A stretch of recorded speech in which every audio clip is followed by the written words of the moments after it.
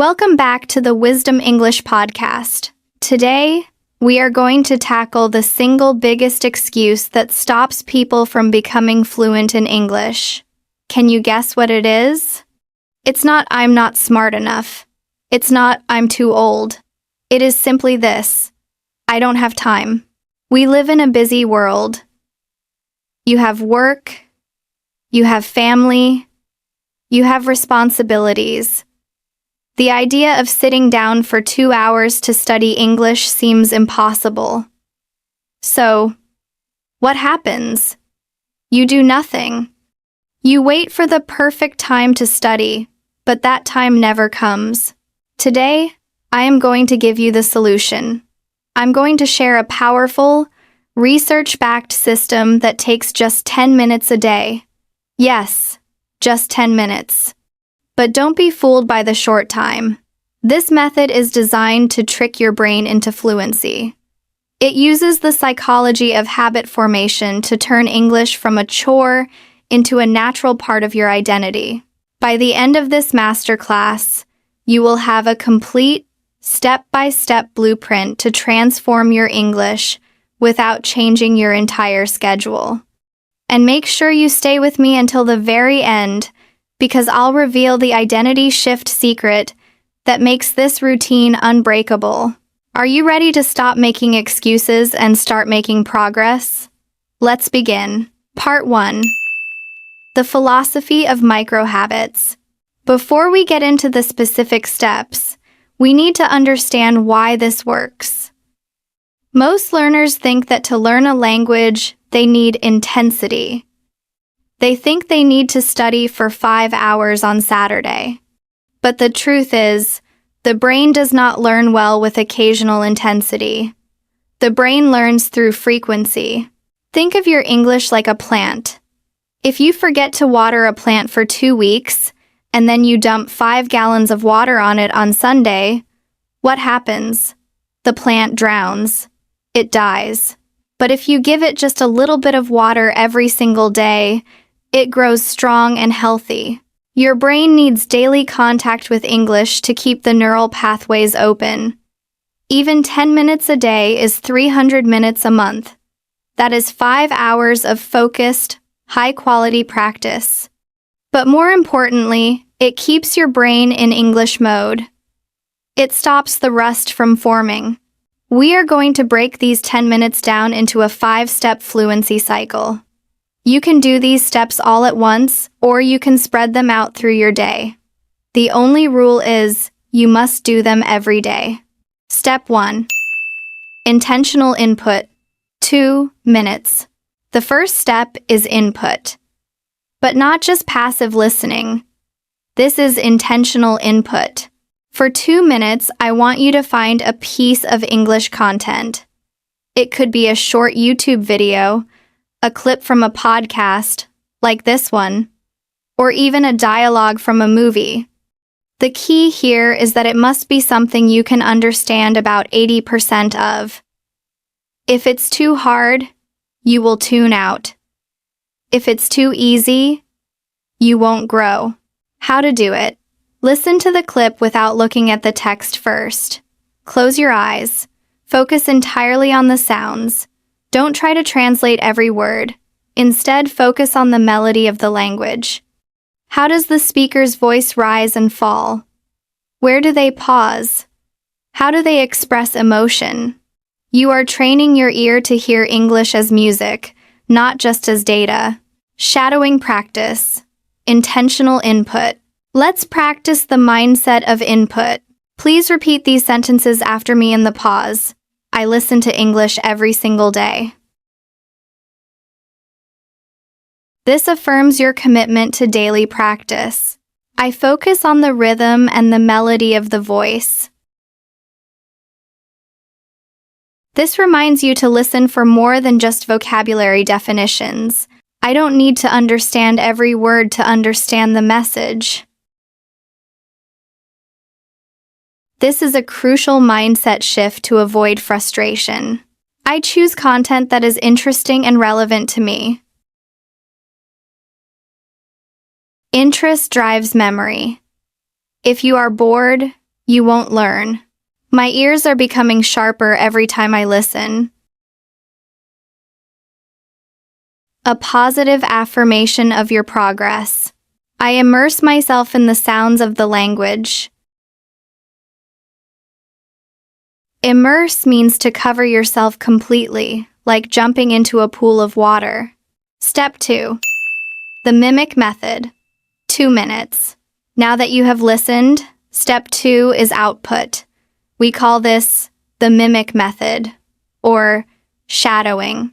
For the next 2 minutes, take the same audio clip you just listened to. Now, your goal is to copy it exactly. Not just the words, but the performance. Imagine you are an actor and you have to play the character of this speaker. How to do it? Play one sentence, pause, and then repeat it out loud. But don't just mumble it. Speak it with the same volume, the same speed, and the same emotion. If the speaker sounds angry, you sound angry. If they sound excited, you sound excited. This connects your brain to the physical muscles in your mouth. Speaking is a physical sport. You need to train your tongue and lips to move in new ways. Shadowing practice.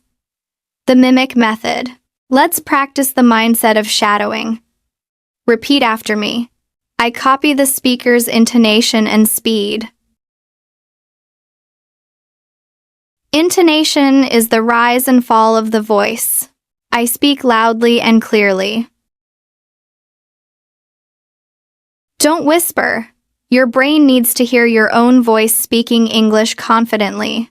I pretend I am an actor playing a role.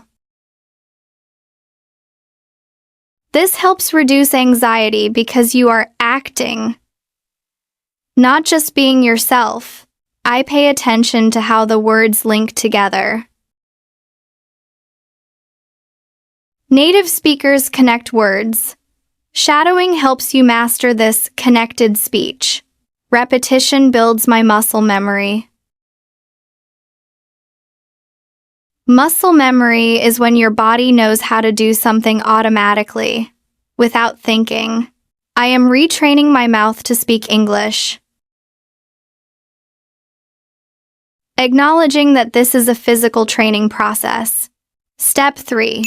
The bridge personalization. 2 minutes. Step 3 is where deep learning happens. This is called the bridge. You have listened to someone else's English. Now, you must bridge the gap between their English and your life. If you only repeat what others say, you are just a parrot. To be fluent, you must take the language and make it yours. How to do it? Take one phrase or structure from the audio you just shadowed and change it to make it true for you. If the audio said, I usually wake up at 7 a.m., you say, I usually wake up at 6 a.m. because I have to walk the dog. If the audio said, I love coffee because it gives me energy, you say, I hate coffee because it makes me jittery. This step forces your brain to manipulate the grammar and vocabulary to fit your reality. This is how memories stick. Shadowing practice. Personalization. Let's practice the concept of personalization. Repeat after me. I connect new vocabulary to my own life. This is the key to retention. I change the sentences to make them true for me. This turns passive learning into active creation. I use new grammar to describe my own experiences. This proves to your brain that the grammar is useful. I make the language relevant to my reality. Relevant means it matters to you personally. I don't just memorize, I create. A powerful affirmation of your role as an active learner. My life is the best content for my English practice. Reminding you that your own stories are the most important ones to tell. Step 4. The flow state free speaking, 2 minutes. Step 4 is often the scariest, but it is the most important. This is free speaking. For 2 minutes, you are going to talk. No script, no pausing, no translating, just you and your voice. You can talk about anything, describe the room you are in, talk about your plans for tomorrow, or retell the story you just listened to in your own words. How to do it. Set a timer for 2 minutes. Start talking. The goal here is flow, not perfection. If you make a mistake, keep going.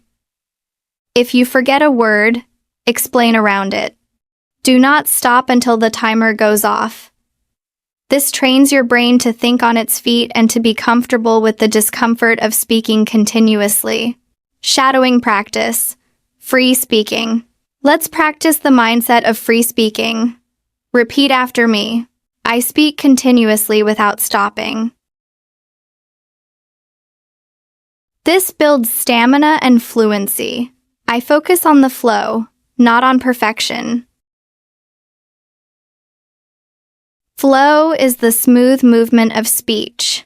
If I make a mistake, I just keep going. This is resilience. Mistakes are not stop signs. I describe my thoughts and feelings in real time. Real time means happening right now in the moment. I am comfortable with the sound of my own voice. Many learners hate their own accent. You must learn to accept and love it. I use simple words to express complex ideas. You don't need fancy vocabulary to be fluent. You need clarity. Step 5. The audit reflection. 2 minutes. The final step is the audit, or reflection. After your 2 minutes of speaking, take 2 minutes to stop and think. Ask yourself, how did that feel? What words did I struggle to find? What grammar mistake did I notice? You don't need to write a long essay. Just mentally review your performance. Be a kind coach to yourself. Say, okay, I struggled with the past tense today. Tomorrow, I will focus on that. Shadowing practice, reflection. Let's practice the mindset of reflection. Repeat after me. I reflect on my practice without judgment.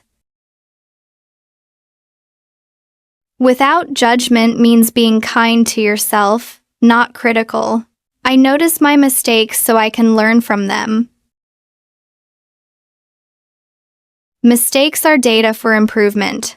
I identify the words I need to learn. This gives you a clear goal for your next study session. I celebrate my small victories every day. Celebrating progress keeps you motivated. I am my own best teacher. Taking responsibility for your own learning journey.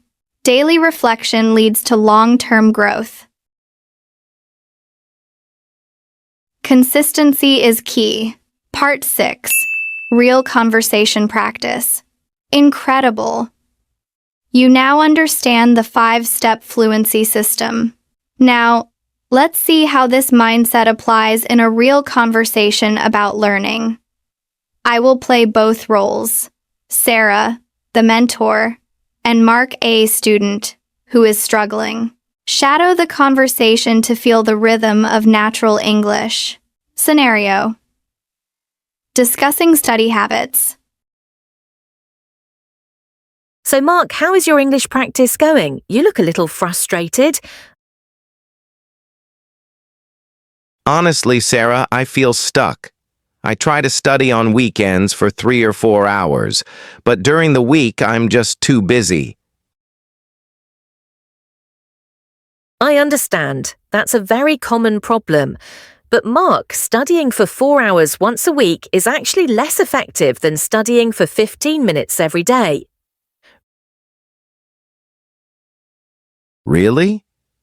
but 15 minutes feels so short. Can I really learn anything in that time? Absolutely. Think about it like exercise. If you go to the gym once a week for 4 hours, you'll just get sore and tired. But if you do a little bit every day, you build muscle.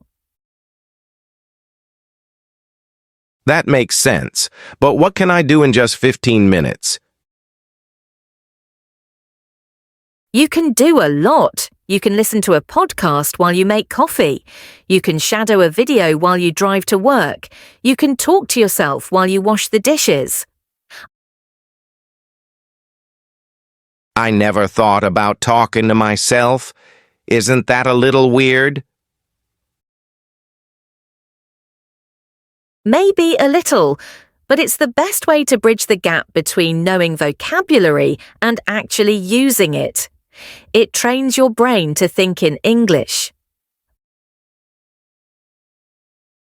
Okay, I'm willing to try. So consistency is more important than intensity? Exactly. Consistency keeps the language alive in your brain. Try the 10-minute routine for 1 week and tell me how you feel. Deal. I'll start tomorrow morning with my coffee. Thanks for the advice, Sarah. You're welcome, Mark. You've got this. Part 7. Advanced Tips for Success. Before we finish, I want to give you 2 advanced tips to make this system even more powerful. Tip shown. Habit stacking. Habit stacking is a concept from psychology. It means you attach your new habit, English, to an old habit you already do every day. Do you drink coffee every morning? Make a rule. I will not take my first sip of coffee until I have listened to 2 minutes of English. Do you brush your teeth every night? Make a rule. While I brush my teeth, I will think about my day in English for 2 minutes. This makes it impossible to forget your practice because it is glued to your existing life. Tip #2. Change your environment. Make English unavoidable. Change the language on your phone to English.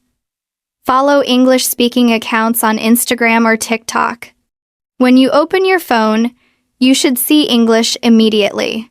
This creates micro-moments of immersion throughout your day without any extra effort. The final secret: you have learned the system. Intentional input, mimicry, personalization, free speaking, and reflection. You have the tools. And now, for the secret I promised at the beginning, the identity shift secret. Most people say, I am trying to learn English. I want you to stop saying that. Instead, start saying, I am an English speaker. When you say, I am trying, you are giving yourself permission to fail. You are separating yourself from the language. But when you say, I am an English speaker, even if you are a beginner, you change your identity. An English speaker speaks English every day. An English speaker is curious. An English speaker makes mistakes and keeps going. You don't need a certificate to be an English speaker. You just need to open your mouth and speak. So, my challenge to you is this. Start your 10-minute routine today. Not tomorrow. Today. Do it for just 1 week.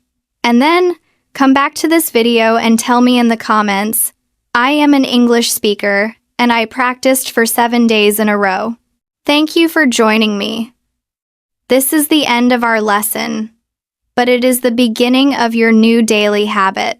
Please like, share, and subscribe to the Wisdom English podcast channel to watch our next videos.